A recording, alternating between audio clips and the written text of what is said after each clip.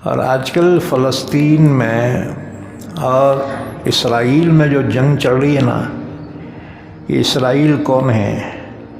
انہی کمبختوں کی اولاد ہیں، اسلام کے سخت ترین دشمن ہیں۔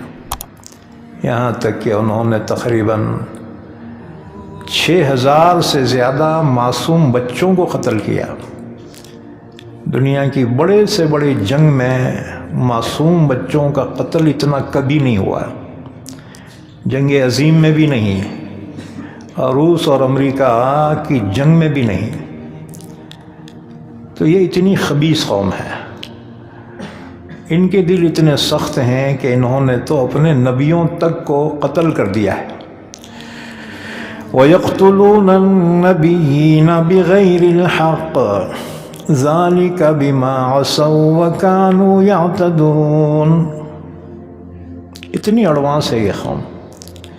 ان کا استاد تو ہٹلر تھا، اتنا مارا بیٹوں کو، 60 لاکھ یہودیوں کو گیس چمبر میں ڈال کے مارا ہے، اور کچھ کو چھوڑ دیا زندہ، اور کہا میں اس لیے ان کو چھوڑ رہا ہوں تاکہ بعد میں دنیا کو پتہ چلے کہ میں نے ان کو کیوں مارا تھا۔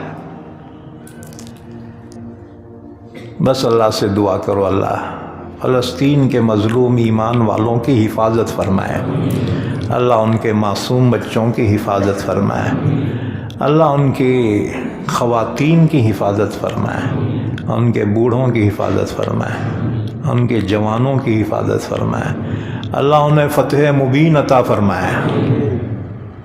تقریباً 2.5 مہینے ہو گئے، ہاں جی، ان کی ایمان کی سطح تو دیکھیے کتنی بلند ہے کہ مسلسل ان پر بموں کی بارش ہو رہی ہے، اور ان کی زبان پہ اللہ اکبر۔ کیا ایمان کی سطح ہے! ہم تو میٹھا کھا کھا کے مسلمان ہیں، جی کیا ایمان کی بلند سطح ہے! اللہ کے سوا کسی کا خوف نہیں ہے، اور کسی کے سامنے گھٹنے بھی نہیں ٹیک رہے، کسی سے رحم کی اپیل بھی نہیں کر رہے۔ سامنے والا بڑا جنگ کرنے کا سے ختم کرنے کو تیار ہو جا، صلح کریں گے، بڑے نہیں، تمہارے کو ٹھکانے تو پہنچا کے پھر ہی ہم جو ہے جنگ بند کر سکتے ہیں۔ کیا ایمانی حوصلہ ہے!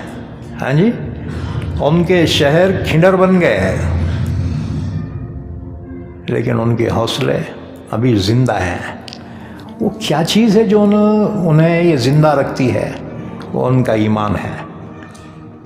کاش اللہ ہمیں ایمان کا وہ معیار عطا فرمائے۔ ہم تو بزدل قوم ہیں، میں وہ سب دعا کر رہے نا، اپن دعا کر، ہم تو دعا پہ کام چلانے والی قوم ہے، ہاں جی۔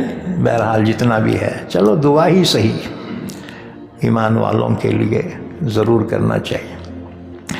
بہرحال